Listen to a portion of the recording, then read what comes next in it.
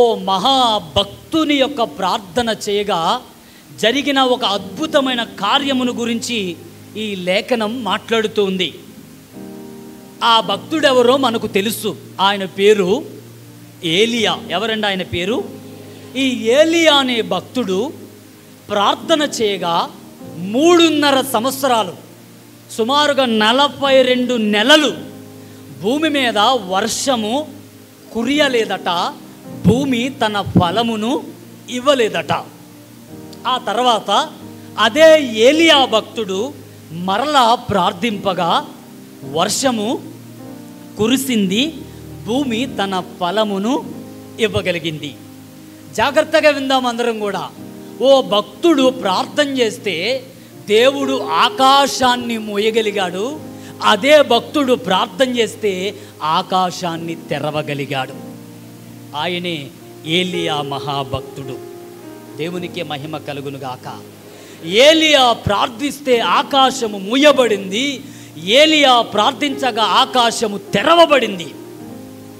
ఇంత గొప్ప శక్తి సంపన్నత ఏలియాలోకి ఎలా వచ్చింది? ఈయనేమన్నా మానవాతీత శక్తులు కలిగిన వాడా?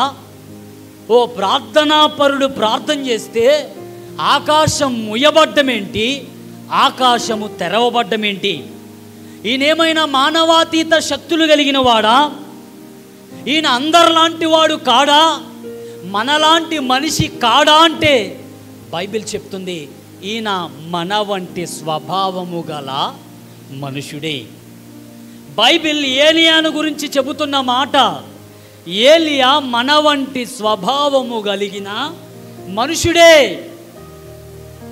ఈ పత్రికను రాస్తున్నది ఎవరంటే యాకోబు అనేటువంటి భక్తుడు రాస్తున్నాడు. ఈ యాకోబు ఈ పత్రికను రాసినప్పుడు ఈ పత్రికలో మనము అనే మాటను అనేక సార్లు వాడాడు. మనము యాకోబు పత్రిక 3వ అధ్యాయం 2వ వచనం. అనేక విషయములలో మనమందరము తప్పిపోతూ ఉన్నాం. వినండి దేవుని సంగమా, జాగ్రత్తగా వినండి. మనందరము అనేక విషయములలో తప్పిపోతున్నాము. తప్పిపోవడం అనేది మన నైజం. తప్పిపోవడం అనేది మన స్వభావం. ఈరోజు మనుషులుగా పుట్టిన మనందరము అనేక విషయాలలో తప్పిపోతూ ఉన్నాం. అనేక సందర్భాలలో మనం తప్పిపోతున్నాం. ఇలా ఎందుకు జరుగుతుంది? మనం ఎందుకు తప్పిపోవాలి అనంటే, తప్పిపోవడం అనేది మన నైజాం, తప్పిపోవడం అనేది మన స్వభావం. అయితే ఏ విషయాల్లో మనం తప్పిపోతూ ఉన్నాము? ఈరోజు ఇక్కడున్న వాళ్ళందరినీ దేవుడు ఇలా ప్రశ్నించమంటున్నాడు. రక్షణ పొందిన నాటి నుండి నేను తప్పిపోలేదు. దేవునికి ఏనాడు కూడా ఒక్కసారి కూడా నన్ను క్షమించు ప్రభువా అని చెప్పే ఒక సమయం నా జీవితంలో ఏ రోజు రాలే. ఇప్పటి వరకు ఎప్పుడు క్షమించండి అనే మాట దేవుణ్ణి నేను ఎప్పుడు అడగలేదనే మిస్టర్ పర్ఫెక్ట్స్ ఎవరైనా ఉన్నారా ఇక్కడ? ఏనాడైనా నన్ను క్షమించు ప్రభువా అనే మాట ఏనాడు దేవుని ముందర అడిగినట్టు, క్షమాపణ కోరినట్టు ఎవరైనా నేను అలాంటి పరిస్థితి నాకు రాలేదు sir, I'm a mister perfect, నేను చాలా పర్ఫెక్ట్ అని చెప్పేవాళ్ళు ఎవరైనా ఉన్నారా? నేను అంటాను, ఇక్కడే కాదు, భూమి మీద ఎక్కడా కూడా ఒక్కళ్ళు కూడా ఉండరు. ఎందుకంటే అందరము మన స్వభావరీత్యా ఏదో ఒక సందర్భంలో ఏదో ఒక సమయంలో తప్పిపోతూనే ఉన్నాము. ఎందుకంటే తప్పిపోవడం అనేది మన, చెప్పాలి మీ నోటితో మీరు, నైజం. తప్పిపోవడం అనేది మన స్వభావం. అందుకే మనిషిగా పుట్టిన ప్రతి మనిషి కూడా మిస్టర్ పర్ఫెక్ట్ కాడు. అందరిలో కూడా ఏదో ఒక ఇంపర్ఫెక్ట్ అనేటువంటిది ఖచ్చితంగా ఉంటుంది. దేవుని సంగమా, బైబిల్ గ్రంథములో ఎందరో భక్తులు దేవుణ్ణి సంతోషపరిచిన సందర్భాలు ఉన్నాయి. అదే భక్తులు అదే దేవుణ్ణి దుఃఖపరిచినటువంటి క్షణాలు కూడా లేకపోలేదు. బైబిల్లో ఆయన్ని సంతోషపరిచారు. అదే భక్తులు దేవుణ్ణి గాయపరిచిన వాళ్ళు కూడా చాలామంది ఉన్నారు. అందుకే ఒక్కడు కూడా పెర్ఫెక్ట్ లేడు. ప్రసంగి గ్రంథం 7వ అధ్యాయం 20వ వచనంలో చూస్తే, పాపం చేయక మేలు చేయుచుండి నీతిమంతుడు ఎక్కడ లేడంట? భూమి మీద ఒక్కడు కూడా పాపం చేయనోడు. అంటే అందరూ కూడా ఏమవుతారు? పాపం చేసిన వాళ్ళే. దేవుణ్ణి సంతోషపరిచి ఉండొచ్చు, కానీ వాళ్ళు ఏదో ఒక రూపంలో దేవుణ్ణి బాధ పెట్టిన వాళ్ళే, పాపం చేసిన వాళ్ళే. పాపం చేయడం అంటే వ్యభిచారం చేయడమే కాదు.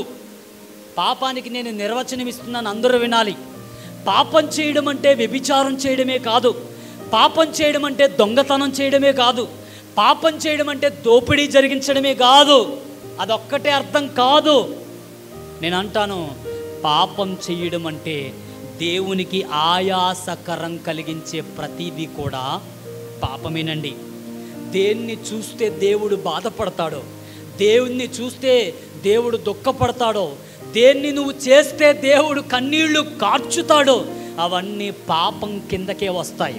కనుక ఈ రాత్రి ఇక్కడ కూర్చున్న వాళ్ళు, నా మాటలు వింటున్న వాళ్ళు, మాట్లాడుతున్న నేను కానీ, నా వెనక ఉన్న సేవకులు కానీ, నా ముందున్న విశ్వాసులారా మీరు కానీ, ఎన్నో సందర్భాలలో ఎన్నో సమయాలలో దేవుణ్ణి బాధ పెట్టినోళ్ళు, ఆయన కన్నీటికి కారణమైనోళ్ళు మీలో ఖచ్చితంగా ఉన్నారు. నేనైతే గాయపరిచాను ఆయన్ని, చేతులు ఎత్తుతాను. మీరు ఎత్తకపోవచ్చు, ఎందుకంటే మీరు అలా గాయపరిచిన వాళ్ళు అయ్యి ఉండకపోవచ్చు. నేనైతే గాయపరిచాను. అరే మీరు కూడా నాలానే, మీరు కూడా దేవుని గాయపరిచిన వాళ్ళే. హల్లెలూయా, దేవునికి మహిమ కలుగునుగాక. అందరమునండి కొన్ని క్షణాలు దేవుని సంతోషపరిచిన క్షణాలు మన జీవితంలో ఉంటాయి, కానీ అనేక సందర్భాలలో దేవుణ్ణి బాధ పెట్టిన వాళ్ళని మన అందరం కూడా.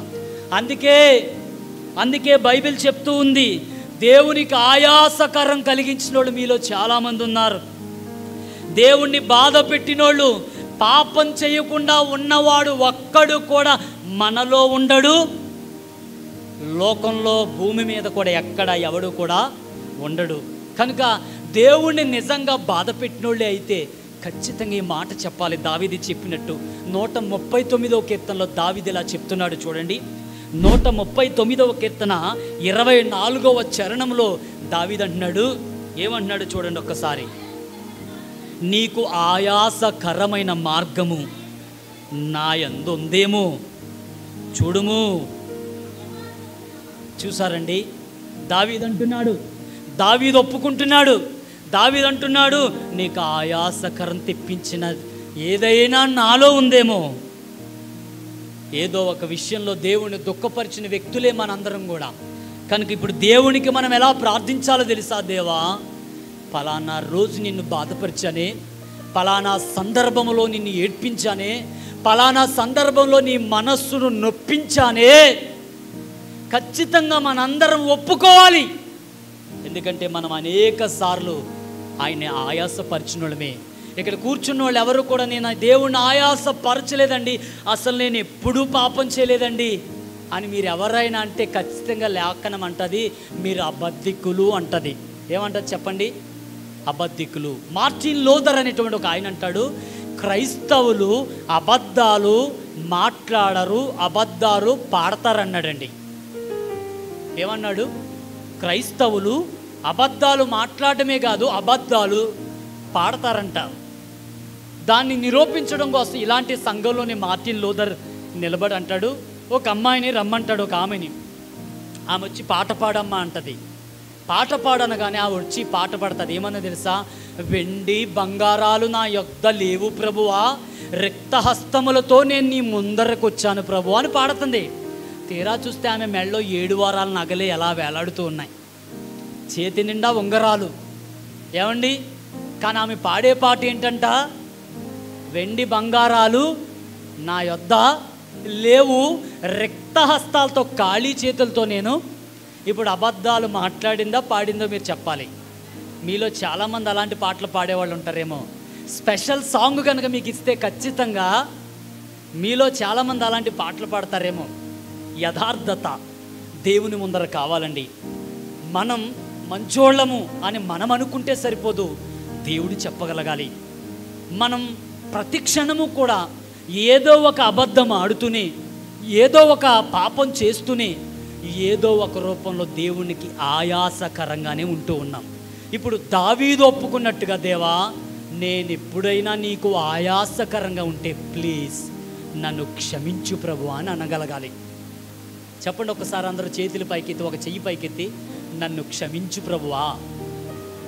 చాలామంది చేతులు ఎత్తలేదంటే మీరు చాలా గొప్పోళ్ళనే. నేను చేయకపోయినా నా వెనక సేవకులు కూడా ఎందుకంటే అందరము కూడా ఏదో ఒక రకంగా దేవునికి ఆయాసం తెప్పించిన వాళ్ళమే.